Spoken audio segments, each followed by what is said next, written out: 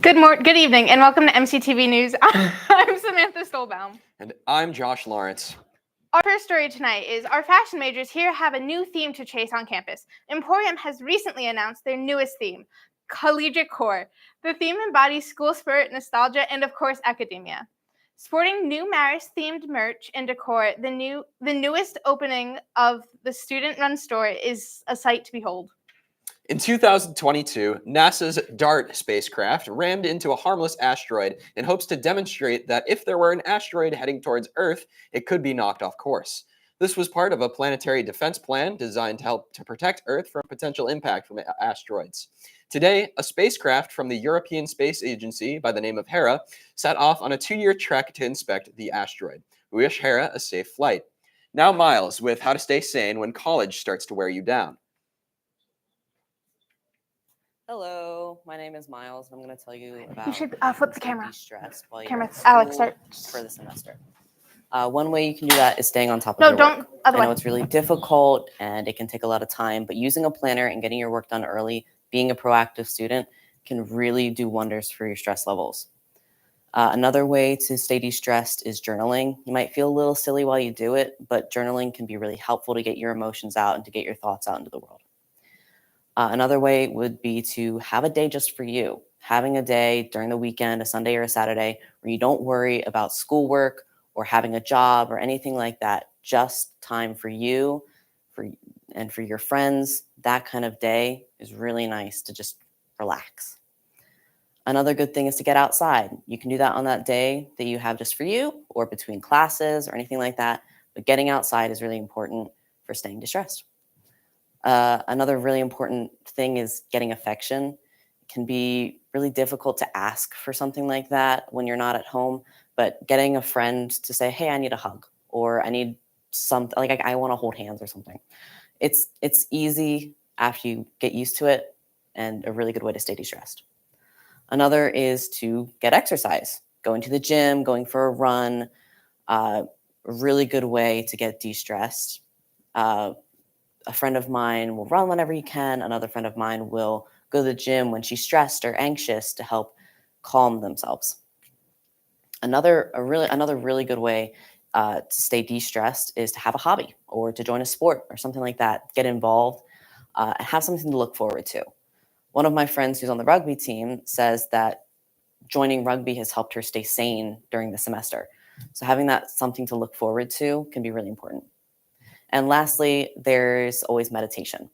Sometimes it can sound a little ridiculous when you're doing it, but afterwards you do the box breathing or you listen to music while you lie down and just be in the moment can help ground you and help you stay as tranquil and relaxed as possible.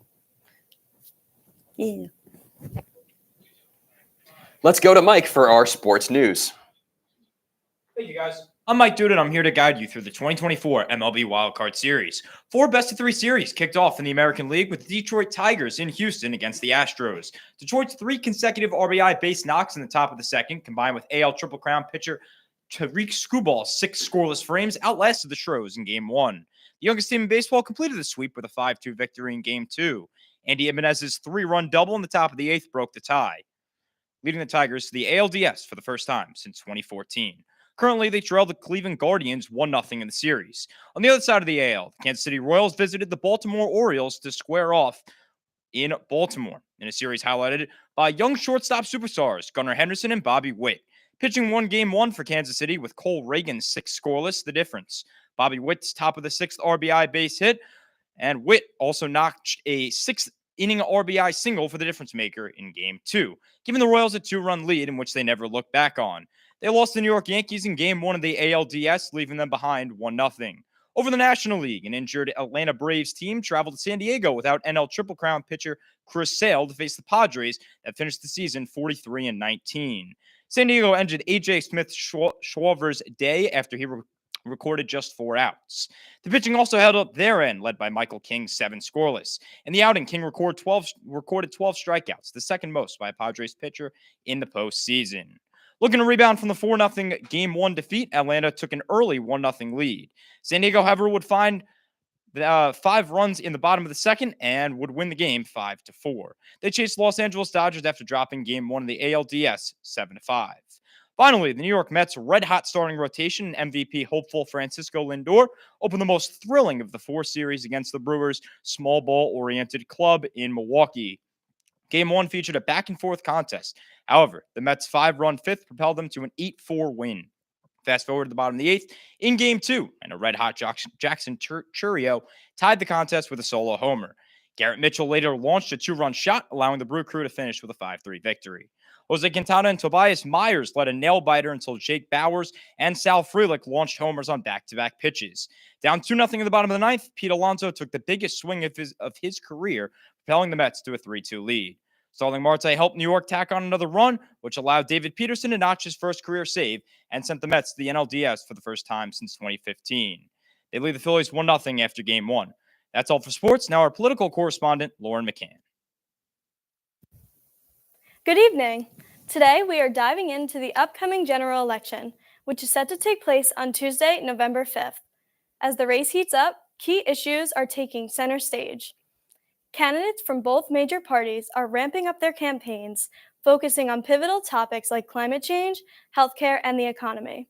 Most recent polls have shown that nationally, Trump is coming in with 48% of voters and Harris with 50%. Voter turnout is expected to be crucial this year, especially among young voters. This election is significant not just for its candidates, but for broader implications it holds for our future. Educating young voters could shift the political landscape dramatically. With early voting starting soon, it is important for students to stay informed and participate. Many local organizations are hosting events to help students register and learn about candidates. As we approach Election Day, we encourage everyone to educate themselves on the issues at stake and to vote. Every voice matters in shaping our future. Stay tuned for more updates on the election, and if you have any questions, follow @maris.boats on Instagram. Back to you guys.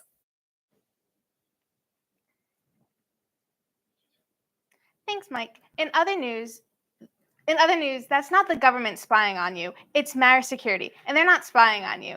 They're spying on your cars in an effort to fix parking. The school security team has started to use drones to film parking lots and collect statistical data. Hopefully, this means that the producer doesn't have to park his car on the other side of campus. We're all getting very tired of hearing him complain about it. In a quote given to Ben Rossi for The Circle, security director Daniel Gohl said, "There's no magic cards for any of this, but anything we can do to increase the pedestrian and non-vehicular traffic would be highly beneficial." The nation once again had the chance to enjoy another election-related debate, this time between Governor Tim Walz and Senator J.D. Vance. The debate had a noticeably friendlier tone than those Americans had come to be used to, with Trump and Harris's running mates finding time to politely address each other and even agree on points occasionally. It wasn't all good feelings and smiles, however, as Governor Walz was questioned on his false claim that he was in Hong Kong during the events at Tiananmen Square, and J.D. Vance was questioned on his inconsistent opinions of former President Trump and whether or not he lost the 2020 election. While there was a substantial number of viewers, very little has changed in the polls following this debate. Next up, Riddles with Bobby. Good evening, everyone. My name is Bobby, and your riddle of the day is... Here we go. Arnold Schwarzenegger's is long, Donald Trump's is short, and Madonna does not have one. What is it? Hint? The hint is, it's not your first, but it's your last. All right, your time's up, everyone. The answer is a last name. All right, that's all for today, folks. See you next time. And now Jonah, our science reporter. Hurricane Helene hit the southeastern border of the United States on September 26 and has become one of the most destructive hurricanes in the history of the U.S. Due to warm water in the Gulf of Mexico from increased climate change, Helene was initially labeled a Category 4 storm with wind speeds of 130 miles per hour that stretched 300 miles from its center. The hurricane traveled inland, hitting Atlanta with a record-breaking 11 inches of rain, and became more destructive when the storm hit the Appalachian Mountains, causing devastating landslides and hit mountainous regions of North Carolina especially hard, with 30 inches of rainfall. Hurricane Helene has reportedly caused over $150 billion in damages and has reached approximately 130 deaths.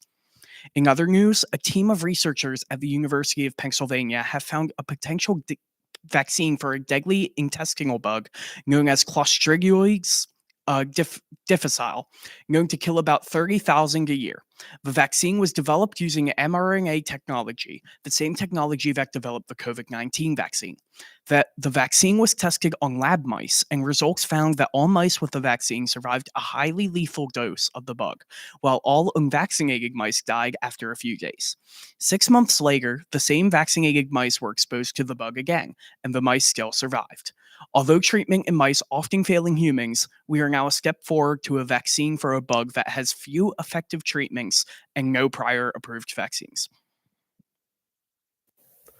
People of Marist, are you personally tired of the same monotonous music that keeps getting pumped into the Billboard 100? You're just looking for an escape, something new, refreshing, something with flavor. No? Oh, well, if you are, and you happen to be a rebellious, angsty young adult, or just someone with minimal social skills, this album is for you. Hailing from Baltimore, JPEG Mafia's sophomore album, Veteran, is truly something to behold, or just a conglomerate of catchy songs. Having recently released his newest album, I Lay Down My Life For You, JPEG Mafia is an artist that is considered quite a seasoned veteran in the experimental rap scene. From the impressively simple yet catchy chord progression in 1539 North Calvert to the awe-inspiring vocals of Thug Tears, it is an album that holds such versatility and truly a household spot in experimental hip-hop. This album has the golden Lucas seal of approval, and I would give it a strong score of 8.5 out of 10. I highly recommend to you this album and to give it a listen. Until next time.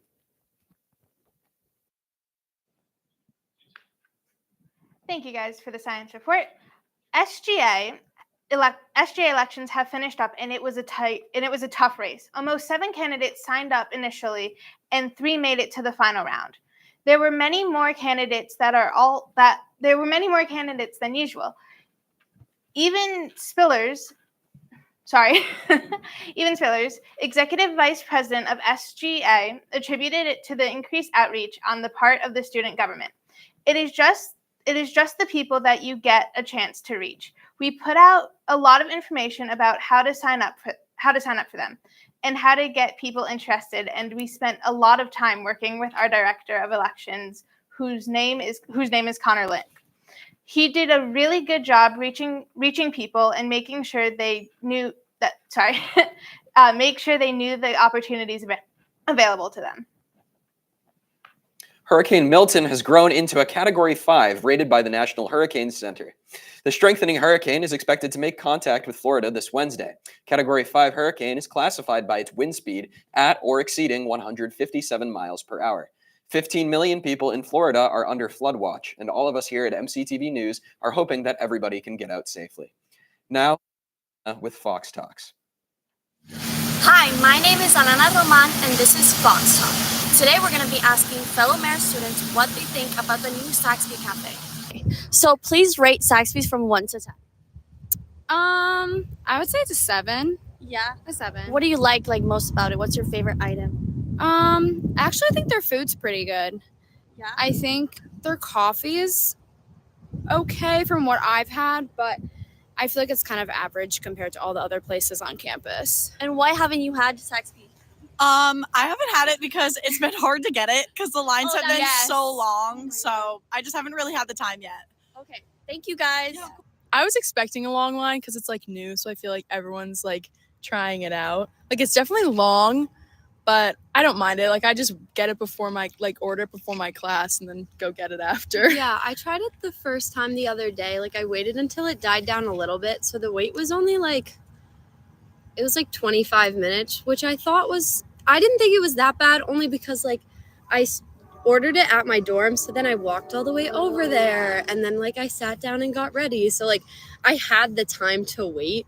But like I guess it would be a little annoying if you're like have a class, but I didn't mind because like I had the time to wait. Yeah, I ordered it right before my class and I had to wait an hour, so I couldn't. Yeah. I canceled the order and I left. Yeah. What's like your favorite item like have you tried so far? I've only been there twice, but I don't know. I got a smoothie one time. I don't remember which. It was like the one with like the coffee. It was good. I liked it. Yeah, from 1 up to 10, like how much do you rate it? Probably like a 7.5. That's what I got, the salted caramel cold brew. And I thought that was really good. And I would rate it like a 7.5 too. Like it was pretty good. Okay, thank you. So why haven't you been in Zaxby's yet? Well, it's the wait times. The wait times are always so long. I would love to try it, but I feel like every time I look at Grubhub, there's like 40 people in line, and I just don't have time to wait that long. Yeah, what would you try from like the menu? I want to try the breakfast burritos. Oh, yeah. I got the bagel and it's so good. You should try it. What about the grilled cheese? Have you had that? I had the buffalo chicken, was not good. Don't recommend, but I don't like buffalo chicken. So, yeah.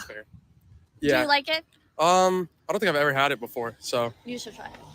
I need your opinion. Okay, I definitely Thank you. will. Okay. Last but certainly not least, Nate with your entertainment report. Hello, all you gossip goblins. Boy, do I have stuff to tell you. First, Kim Kardashian and actor Cooper Koch, who portrayed Eric Menendez in the recent Netflix hit show Monsters, visited the Menendez brothers Lyle and Eric at Richard J. Donovan Correctional Facility in California. This visit sparked renewed public interest in the infamous case where the brothers were convicted of killing their parents in 1989. Kardashian, a strong advocate for prison reform, has voiced her belief that the brothers deserved a retrial, citing the abuse they reportedly endured during their childhood as a significant factor. The visit and her advocacy have ignited debates on justice reform and the ethics of celebrity involvement in legal cases. In music news, Luke Combs and James Taylor will be among the headliners at the upcoming Concert for Carolina, a benefit event organized to support the victims of Hurricane Helene, set for October 26, 2024 at Bank of America Stadium in Charlotte, North Carolina. The concert will also feature performances from Eric Church and Billy Strings. This special event is presented by local organizations such as Explore Asheville and Buncombe County Tourism Development Authority, and it is expected to raise significant funds for hurricane relief efforts in the Carolinas and Southeast. For all our Joker friends, the recently released Joker Folie à Deux, starring Joaquin Phoenix and Lady Gaga, has sparked mixed reactions. While Phoenix's portrayal of Arthur Fleck continues to be praised, and Gaga brings a new dynamic to Harley Quinn, the film has struggled with critics. Some have found the musical elements ambitious but jarring, and its box office performance so far has underwhelmed compared to the original Joker. Audiences have given it a disappointing cinema score rating, making it one of the lowest rated comic book films. That's all the sizzling gossip I've got for today, but don't worry, there's always more drama brewing in the land of the rich and famous. I'll be back with more juicy details soon. Stay fabulous, stay nosy, and remember, if it's hot, I've got the tea.